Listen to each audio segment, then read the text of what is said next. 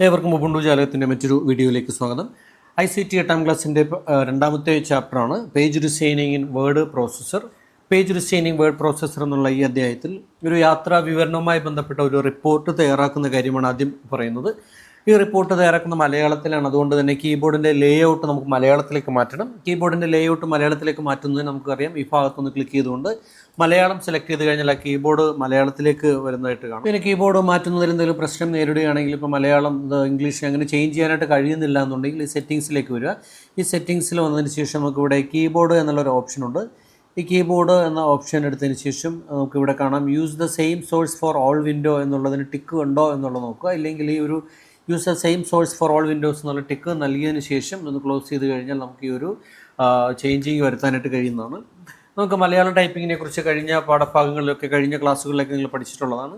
ഇവിടെ കുറച്ച് വാക്കുകൾ തന്നിട്ടുണ്ട്. അക്ഷരം, നൂറ്റാണ്ട്, പേരാൽ, തൈമാവ്, താഴ്വാരം, ഓടക്കുഴൽ തുടങ്ങിയ വാക്കുകൾ ടൈപ്പ് ചെയ്യുന്ന ഒരു പ്രാക്ടീസ് ചെയ്ത് നോക്കാനായിട്ടത് പറയുന്നുണ്ട്. ആ മലയാളം അക്ഷരങ്ങൾ എങ്ങനെയാണ് ടൈപ്പ് ചെയ്തിരിക്കുന്നത് നോക്കാം. ഇപ്പോൾ അക്ഷരം എന്നുള്ളത് ഈ കൊടുത്തിരിക്കുന്ന ഇതൊരു പാറ്റേണിലാണ് ടൈപ്പ് ചെയ്യേണ്ടത്. അതുപോലെ നൂറ്റാണ്ട് കൊടുത്തിരിക്കുന്ന അതേ പാറ്റേണിൽ തന്നെ ടൈപ്പ് ചെയ്യാം. പേരാലും, മൺപാത്തിനും, തൈമാവ്, ഋഗ്വേദം, താഴ്വാരം. ഇതിൽ ഒന്ന് രണ്ട് കാര്യങ്ങൾ നമുക്ക് അഡീഷണൽ ആയിട്ട് ശ്രദ്ധിക്കേണ്ടത്. സബ്വേ എന്ന് എഴുതിയിരിക്കുന്നത് ഇവിടെ ഒരു ചിഹ്നം കാണാം. ഇത് നോട്ട് ജോയിനിങ് കീ എന്നാണ് പറയുന്നത്. ഈ ഒരു നോട്ട് ജോയിനിങ് കീ ഇല്ലാതെയാണ് ഈ അക്ഷരങ്ങൾ ടൈപ്പ് ചെയ്യുന്നതെങ്കിൽ വാ എന്നുള്ളത് ബായ്ക്ക് താഴേക്ക് വരും. അങ്ങനെ താഴേക്ക് വരാതിരിക്കുന്നതിന് വേണ്ടി ഉപയോഗിക്കുന്ന ഒരു കോഡാണ് ഈ നോട്ട് ജോയിനിങ് കീ. അപ്പോൾ ഇതാണ്. മറ്റുള്ളതെല്ലാം തന്നെ ഈ ഒരു കീബോർഡ് അനുസരിച്ച് ഷിഫ്റ്റ് ആവശ്യമായിട്ടുള്ള സമയത്ത് ഉപയോഗിച്ചുകൊണ്ട് നമുക്ക് ഈ ഒരു മാറ്റർ ടൈപ്പ് ചെയ്യാം. നമുക്കിനി പാഠപുസ്തകത്തിലേക്ക് തിരിച്ചു പോകാം. പാഠപുസ്തകത്തിൽ anjana.ott എന്ന് പറയുന്ന ഒരു ഫയൽ ഓപ്പൺ ചെയ്യാനായിട്ടാണ് പറയുന്നത്. ഇപ്പോൾ ഇവിടെ anjana.ott എന്ന ഒരു ഫയൽ തുറന്നതിന് ശേഷം മനുഷ്യനെ പഠിപ്പിക്കുന്ന ഏറ്റവും നല്ല അധ്യാപകരാണ് യാത്രകൾ എന്നുള്ള ഒരു വരി ചേർക്കുക.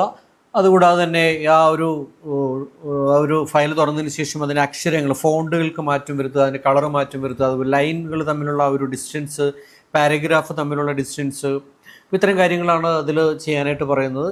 അതുപോലെ തന്നെ അതിൽ കൊടുത്തിരിക്കുന്ന അക്ഷരങ്ങൾ, ഫോണ്ടുകൾ, വിവിധ തരം ഫോണ്ടുകളുണ്ട്. അനക് മലയാളം, തുമ്പ, ഗായത്രി തുടങ്ങിയതെല്ലാം തന്നെ മലയാളത്തിൽ വ്യത്യസ്തമാർന്ന ഫോണ്ടുകളാണ്. ഇപ്പോൾ ഈ ഒരു ഫോണ്ടും നമുക്കൊന്ന് പരിചയപ്പെടാം. നമുക്ക് ആ ഒരു ഫയൽ ഒന്ന് ഓപ്പൺ ചെയ്യാം. ആ ഫയൽ ഹോമിനുള്ളിൽ സ്കൂൾ റിസോഴ്സസിലെ സ്റ്റാൻഡേർഡ് ക്ലാസ് 8 എന്നുള്ളതിൽ anjana.ott എന്നൊരു ഫയലുണ്ട്. ഇതൊരു ടെംപ്ലേറ്റ് ഫയലാണ്. അതുകൊണ്ട് തന്നെ ഇത് ഓപ്പണായി വരുന്ന സമയത്ത് മറ്റൊരു പേരിലേക്ക് നമുക്ക് സേവ് ചെയ്യേണ്ടതായിട്ട് വരും. അപ്പോൾ ആദ്യം തന്നെ നമുക്കൊന്ന് സേവ് ചെയ്യാം. ഫയൽ സേവ് ആസ് എന്നതിൽ ക്ലിക്ക് ചെയ്യുക. സേവ് ആസ് എന്നതിൽ ക്ലിക്ക് ചെയ്തതിന് ശേഷം ഹോമിലേക്ക് തന്നെ വരുന്നു. അവിടെ സ്റ്റുഡൻറ്റ് വർക്ക് 8 എന്ന് കാണാം. അവിടെ നമ്മളുടെ പേര് നൽകി അവിടെ സേവ് ചെയ്യുന്നു. നമുക്കവിടെ ആ പേര് മുകളിലേക്ക് വന്നിരിക്കുന്നത് കാണാം. ഇനി ഇതിൽ പറഞ്ഞിരിക്കുന്നത് ആദ്യത്തെ ഒരു വരി ചേർക്കുന്ന കാര്യമാണ് ഇതിൽ ആദ്യം പറയുന്നത്. ഇതിൽ ആദ്യത്തെ വരിയായ മനുഷ്യനെ പഠിപ്പിക്കുന്ന ഏറ്റവും നല്ല അധ്യാപകരാണ് യാത്രകൾ എന്നുള്ള ഒരു മലയാളം സെൻറ്റൻസ് ഏറ്റവും ആദ്യത്തെ വരിയിലേക്ക് ചേർക്കാനായിട്ട് പറയുന്നുണ്ട്. ഇപ്പോൾ ഇവിടെ ആദ്യത്തെ വരിയാണ് അത് ടൈപ്പ് ചെയ്യേണ്ടത്. അതുകൊണ്ട് നമുക്ക് മൗസ് ഇവിടെ കൊണ്ടുവന്ന് വെച്ചതിന് ശേഷം ഒന്ന് എൻ്റർ കീ അടിച്ചു കഴിഞ്ഞാൽ അത് അടുത്ത ലൈനിലേക്ക് പോകുന്നതാണ്. ലേഔട്ട് മാറ്റിയതിന് ശേഷം നമുക്ക് ടൈപ്പ് ചെയ്യാം. നമുക്കിങ്ങനെ ആ ഒരു സെൻറ്റൻസ് ടൈപ്പ് ചെയ്യാം.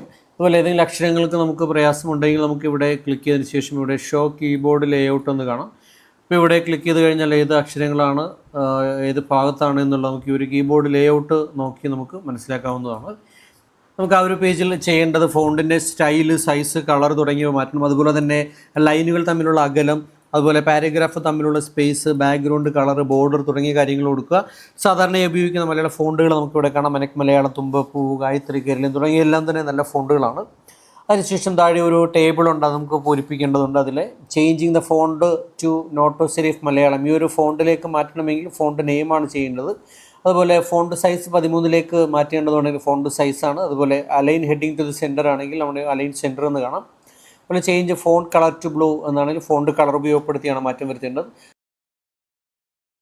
നമുക്ക് ആദ്യം ചെയ്യേണ്ടത് പാരഗ്രാഫിനെ ഭംഗിയാക്കുക എന്നുള്ളതാണ്. ആ പാരഗ്രാഫിൻ്റെ പ്രോപ്പർട്ടീസിലൂടെ പാരഗ്രാഫിൻ്റെ സ്പേസ് അഡ്ജസ്റ്റ് ചെയ്യുന്ന ഒരു കാര്യമാണ് നമുക്ക് ആദ്യമായി ചെയ്യേണ്ടത്.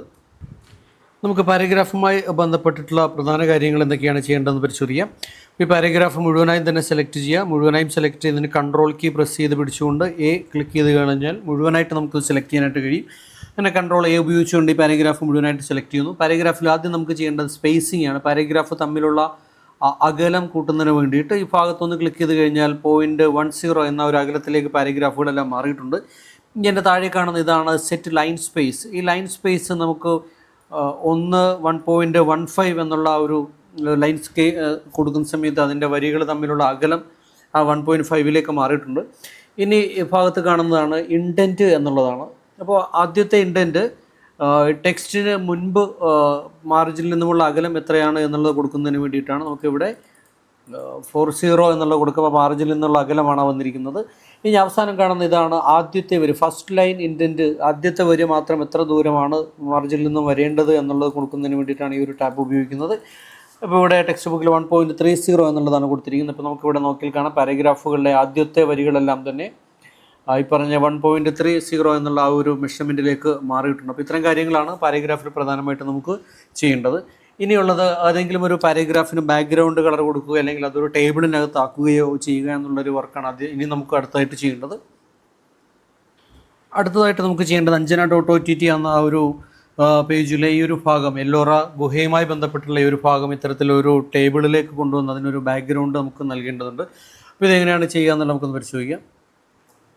അടുത്തതായി നമുക്ക് മാറ്റം വരുത്തേണ്ടത് ഈ ഒരു പാരഗ്രാഫാണ്. ഒരു പാരഗ്രാഫ് നമ്മൾ സെലക്ട് ചെയ്യുന്നു. അതിനുശേഷം ഫോർമാറ്റിലെ പാരഗ്രാഫ് എന്നുള്ളത് തന്നെയാണ് ക്ലിക്ക് ചെയ്യുന്നത്. ഇവിടെ നമുക്ക് നോക്കിയാൽ കാണാം പാരഗ്രാഫുമായി ബന്ധപ്പെട്ട് ബോർഡർ നൽകുന്നതിന് വേണ്ടി ഉപയോഗിക്കുന്നതാണ്. ബോർഡർ എന്നുള്ളതിന് താഴെ ഇത് ഫുൾ എല്ലാ സൈഡിലും ബോർഡർ നൽകുന്ന അത് നമുക്ക് സെലക്ട് ചെയ്യാം. അതുപോലെ ബാക്ക്ഗ്രൗണ്ട് നൽകുന്നതിന് ഏരിയ എടുക്കുന്നു. ഏരിയ എടുത്തതിന് ശേഷം കളർ എന്നുള്ളതിന് താഴെ നമുക്ക് ഒരു യെല്ലോ കളർ നൽകാം. അപ്പോൾ നമുക്കിവിടെ കാണാം അത് ബാക്ക്ഗ്രൗണ്ടിൽ ആ ഒരു നിറം ലഭിച്ചിട്ടുണ്ട്. ഇനി നമുക്കിതിൻ്റെ ഇവിടെ ബുള്ളറ്റുകൾ ചേർക്കുന്നതിന് വേണ്ടി ഉപയോഗിക്കുന്നതാണ് ഈ ഒരു അൺഓർഡേർഡ് ലിസ്റ്റ് എന്നുള്ളത് ക്ലിക്ക് ചെയ്യാം. ഈ ഒരു ആരോ ക്ലിക്ക് ചെയ്ത് കഴിഞ്ഞാൽ വിവിധ തരത്തിലുള്ള ഓർഡേർഡ് ലിസ്റ്റുകൾ നമുക്ക് കാണാനായിട്ട് കഴിയും.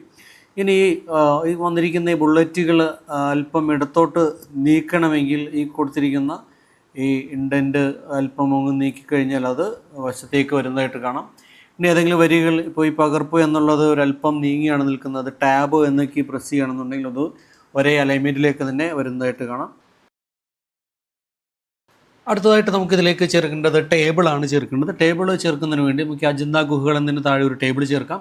ടേബിൾ ചേർക്കുന്നതിന് നമുക്കിവിടെ കാണാം ടേബിൾ എന്ന ഭാഗത്ത് ഇൻസേർട്ട് ടേബിൾ എന്ന് ക്ലിക്ക് ചെയ്ത് കഴിഞ്ഞാൽ നമുക്കിവിടെ ടേബിൾ കാണാം. ഇവിടെ വ്യത്യസ്ത സ്റ്റൈലുകളുണ്ട്. ഇപ്പോൾ നമുക്ക് പ്രത്യേകിച്ച് സ്റ്റൈലുകളൊന്നും തന്നെ കൊടുക്കുന്നില്ല. ജസ്റ്റ് ഇൻസേർട്ട് എന്നതിൽ ക്ലിക്ക് ചെയ്യുമ്പോൾ നമുക്കവിടെ ഒരു ടേബിൾ അവിടെ വരുന്നതായിട്ട് കാണാം.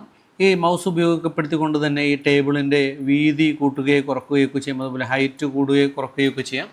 അതുപോലെ തന്നെ ടേബിളുമായി ബന്ധപ്പെട്ടുള്ള കുറേയധികം പ്രോപ്പർട്ടീസ് താഴെ നമുക്ക് കാണാം. ഒരു റോ അതിന് മുകളിലേക്ക് കൊണ്ടുവരണമെങ്കിൽ ഇത് ക്ലിക്ക് ചെയ്താൽ മതി. അതുപോലെ തന്നെ താഴേക്കൊരു റോ കൊണ്ടുവരണമെങ്കിൽ ഇത് ക്ലിക്ക് ചെയ്യാം.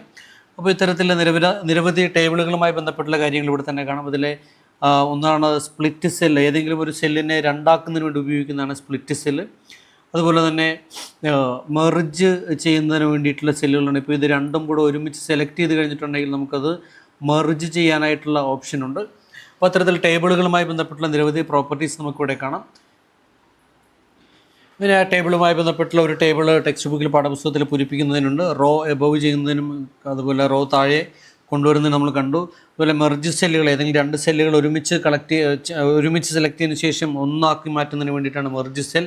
അതുപോലെ സെൻറ്റർ വെർട്ടിക്കൽ, അതിനുള്ളിലുള്ള കണ്ടൻറ്റുകളെ വെർട്ടിക്കലാക്കുന്നതിന് വേണ്ടിയിട്ട് ബോർഡർ കളറും നമ്മളിവിടെ നോക്കിയാൽ നമുക്ക് കാണാനായിട്ട് സാധിക്കുന്നതാണ്. ഇതാണ് അതിൻ്റെ ബോർഡർ നമുക്ക് സെറ്റ് ചെയ്യാനായിട്ട് കഴിയും. അതുപോലെ തന്നെ ബോർഡർ കളർ, അതിൻ്റെ സ്റ്റൈലുകൾ സെറ്റ് ചെയ്യാനായിട്ട് കഴിയും. ബോർഡർ കളർ ഏത് കളറാണ് നമുക്ക് വേണ്ടത് അതെങ്ങനെ സെറ്റ് ചെയ്ത് കൊടുക്കാനായിട്ട് കഴിയും. അതുപോലെ അതിനുള്ളിൽ ഫില്ല് ചെയ്യേണ്ട കളറുകൾ ഏതാണ് അത് സെലക്ട് ചെയ്ത് കൊടുക്കാനായിട്ട് കഴിയും. അടുത്തതായിട്ട് നമുക്ക് ചേർക്കേണ്ടത് ഹെഡറും ഫൂട്ടറാണ്. ഹെഡറും ഫൂട്ടറും എന്നുള്ളത് ഓരോ പേജിന് ഏറ്റവും മുകളിൽ ആവർത്തിച്ച് വരുന്ന ഒന്നിനെയാണ് ഹെഡർ എന്ന് പറയുന്നത്. ഇവിടെ ഒരു പേജിന് താഴെ വരുന്നതാണ് ഫൂട്ടർ. പ്രധാനമായും പേജ് നമ്പറുകളാണ് ഫൂട്ടറുകളായിട്ട് നൽകുന്നത്. നമുക്ക് ഹെഡർ നൽകുന്നതിന് വേണ്ടി ഈ ഒരു ഭാഗത്തു നിന്ന് ഡബിൾ ക്ലിക്ക് ചെയ്ത് കഴിഞ്ഞാൽ അവിടെ ഹെഡർ ഓപ്പണായി വരുന്നു. നമുക്കവിടെ പഠനയാത്ര എന്നുള്ളതാണ് നമ്മളിവിടെ നൽകാനായിട്ട് പോകുന്നത്. അതിനെ ഫോർമാറ്റ് ചെയ്തുകൊണ്ട് റൈറ്റ് സൈഡിൽ കൊണ്ടുപോകണം, അതിനെ ബോൾഡ് ആക്കുകയാണ്. അപ്പോൾ അത് റൈറ്റ് സൈഡിലേക്ക് വന്നു. ഇനി ഓരോ പേജിലും ഇതിൻ്റെ ലെഫ്റ്റ് ടു റൈറ്റ് സൈഡിൽ ഈ ഒരു ഹെഡർ വ്യത്യസ്തമായ കിട്ടണമെങ്കിൽ നമുക്ക് ഈ കാണുന്ന ഹെഡർ എന്നുള്ളതിന് താഴെ ഈ ആരോ മാർക്കിൽ ക്ലിക്ക് ചെയ്ത് കഴിഞ്ഞാൽ ഇവിടെ ഫോർമാറ്റ് ഹെഡർ എന്ന് കാണാം. ഇവിടെ ഫോർമാറ്റ് ഹെഡർ എന്നുള്ളതിന് താഴെ ഈ same content on left to right pages എന്നുള്ളതിനൊന്ന് ടിക്ക് മാർക്ക് കളഞ്ഞതിന് ശേഷം അപ്ലൈ. ഇവിടെ പേജ് നമ്പർ നൽകുന്നതിന് താഴെ ഭാഗത്തുനിന്ന് ഡബിൾ ക്ലിക്ക് ചെയ്യുന്നു. അപ്പോൾ ഇവിടെ ഫൂട്ടറിന് സ്പേസ് ഇല്ല എങ്കിൽ ഈ കാണുന്ന ഇവിടെ ഒരു പ്ലസ് ഐക്കണിൽ ക്ലിക്ക് ചെയ്ത് കഴിഞ്ഞാൽ ഇവിടെ നമുക്ക് ഫൂട്ടറിൻ്റെ പേജ് ലഭിക്കുന്നതാണ്, ആ ഒരു സ്പേസ് ലഭിക്കുന്നതാണ്. ഇനി നമുക്ക് ഇൻസേർട്ടിൽ നിന്നും പേജ് നമ്പർ എന്നുള്ളതിൽ ക്ലിക്ക് ചെയ്യാം. നമുക്ക് ഇവിടെ കാണാം പേജ് നമ്പർ വരുന്നുണ്ട്. പേജ് നമ്പർ സെൻറ്ററിലേക്ക് കൊണ്ടുവരുന്നത് ഞാൻ സെൻറ്റർ അലൈൻ കൊടുക്കുകയാണ്. അപ്പോൾ നമുക്ക് നോക്കിക്കഴിഞ്ഞാൽ കാണാം എല്ലാ പേജിൻ്റെയും താഴ്വശത്ത് ആ ഒരു പേജ് നമ്പർ വന്നിട്ടുണ്ട്. ഇനി നമുക്ക് ചെയ്തു വെച്ചിരിക്കുന്ന ഈ ഒരു ഡോക്യുമെൻറ്റ് PDF രൂപത്തിലേക്ക് മാറ്റുന്നതിന് വേണ്ടി നമ്മൾ ചെയ്യേണ്ടത് ഫയലിൽ നിന്നും എക്സ്പോർട്ട് ആസ് എന്നതിൽ ക്ലിക്ക് ചെയ്യുക. എക്സ്പോർട്ട് ആസ് PDF എന്നുള്ളതിൽ ക്ലിക്ക് ചെയ്യാം. അപ്പോൾ ഇവിടെ നമുക്ക് പേജസ് മുഴുവനായിട്ടും വേണമെങ്കിൽ ഓൾ എന്ന് തന്നെ കൊടുക്കാം. ഇനി ഏതെങ്കിലും പ്രത്യേകമായൊരു പേജാണ് വേണ്ടതെങ്കിൽ ആ ഒരു പേജിൻ്റെ നമ്പർ നമുക്കിവിടെ കൊടുക്കുക. ഇപ്പോൾ 1ഉം 2ഉം പേജ് അല്ലെങ്കിൽ രണ്ടാമത്തെ പേജാണ് വേണ്ടെങ്കിൽ 2 പേജ് എന്നുള്ളത് മാത്രം കൊടുക്കുക. ഇനി എല്ലാമാണ് വേണ്ടെങ്കിൽ ഓൾ എന്നുള്ളത് സെലക്ട് ചെയ്യുക. അതിനുശേഷം എക്സ്പോർട്ട് എന്നതിൽ ക്ലിക്ക് ചെയ്ത് കഴിഞ്ഞ് എവിടെയാണോ ഇത് വരേണ്ടത്, ഇപ്പോൾ സ്റ്റുഡൻറ്റ് വർക്ക് 8ലേക്ക് തന്നെയാണ് ഇത് പോകുന്നത്, സേവ് ചെയ്ത് കഴിഞ്ഞാൽ അത് ആ ഒരു ഫോൾഡറിലേക്ക് ഇത് PDF ആയിട്ട് മാറി വരുന്നതായിട്ട് കാണാം. ഇനി നമുക്കിതിൽ ഏതെങ്കിലും ലാംഗ്വേജുകൾ അഡീഷണലായിട്ട് നമുക്ക് ചേർക്കണം. മലയാളവും കൂടാതെ ഹിന്ദിയോ അതുപോലെ മറ്റേതെങ്കിലും ലാംഗ്വേജുകൾ ആഡ് ചെയ്യണമെങ്കിൽ നമുക്ക് വീണ്ടും സെറ്റിങ്സിലേക്ക് പോകാം. സെറ്റിങ്സിൽ വന്നതിന് ശേഷം ഇവിടെ കീബോർഡ് എന്നുള്ള ഓപ്ഷനുണ്ട്. കീബോർഡിൽ ഇവിടെ പ്ലസ് ഐക്കണിൽ ക്ലിക്ക് ചെയ്ത് കഴിഞ്ഞാൽ നമുക്കിവിടെ നിലവിൽ ഏതെങ്കിലും ലാംഗ്വേജ് ആഡ് ചെയ്യണമെങ്കിൽ വീണ്ടും ഈ കാണുന്ന ഈ 3 ഐക്കണിൽ ക്ലിക്ക് ചെയ്ത് കഴിഞ്ഞാൽ ഇതിൽ കാണുന്ന ഏത് ലാംഗ്വേജുകൾ വേണമെങ്കിൽ നമുക്കിതിലേക്ക് ആഡ് ചെയ്യാം. അല്ലെങ്കിൽ നമുക്കിവിടെ മലയാളമാണ് വേണ്ടതെങ്കിൽ മലയാളം എന്ന് ടൈപ്പ് ചെയ്ത് കഴിഞ്ഞാൽ ആ ഒരു മലയാളം വരുന്നതിന് ഹിന്ദിയാണോ വേണ്ടതെങ്കിൽ ഹിന്ദി വരുന്നു. അപ്പോൾ ഇങ്ങനെ ഇത്തരത്തിൽ നമുക്ക് അധികമായി മറ്റ് കീബോർഡുകൾ ആഡ് ചെയ്തുകൊണ്ട് മറ്റ് ലാംഗ്വേജുകളും ഇത്തരത്തിൽ നമുക്ക് ചെയ്യാനായിട്ട് കഴിയും. അപ്പോൾ ഇതുവരെ വീഡിയോ കണ്ട എല്ലാവർക്കും നന്ദി, നമസ്കാരം.